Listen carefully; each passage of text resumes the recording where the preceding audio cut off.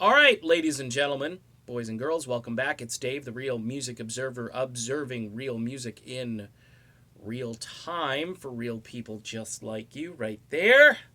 And yours truly, right here. I'm going to posit a theory.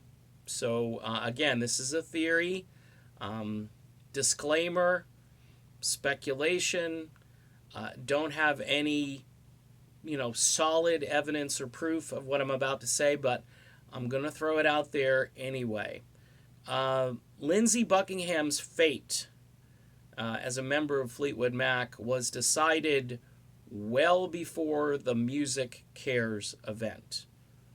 Okay, I guess, speculation here is that when Tom Petty passed away, that was a pretty heavy moment for everybody in the rock community. And I think it hit Stevie Nicks particularly hard that Petty was gone.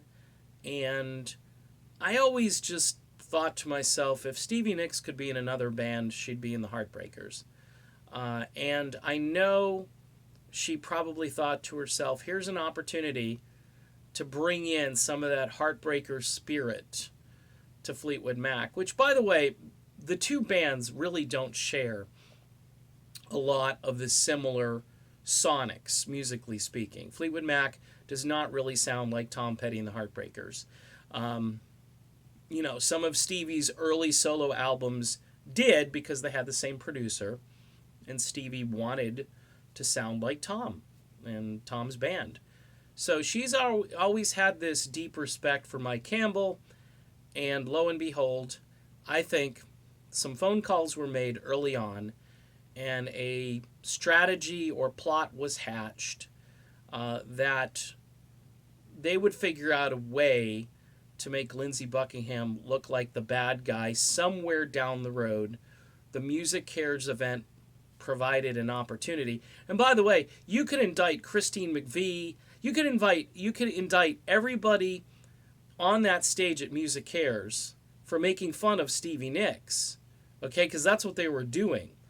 So that's why I think this whole thing was decided prior to Music Cares. Look, folks, there's a lot of stuff that goes on in rock that happens that the general public doesn't know about. And they like it that way. They don't want, people to know all of the in-house stuff that's going on, all the behind-the-scenes crap that's happening, because then it's gonna taint your favorite rock band. Fleetwood Mac goes on Ellen, and they're welcomed as the champions of greatness, and you got two new members. Let's talk about this.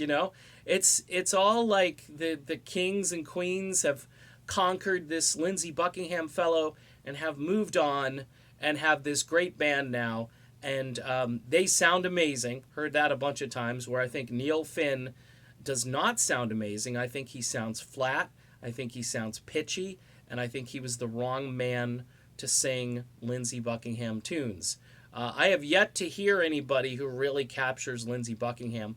There are tons of Fleetwood Mac tribute bands out there, and none of them have a Lindsey ringer. This was a tough replacement, and I think it was all decided well before Music Cares. That's my theory. Could be wrong. I've been wrong about other stuff, but it's an interesting theory. All right, done. Be back soon.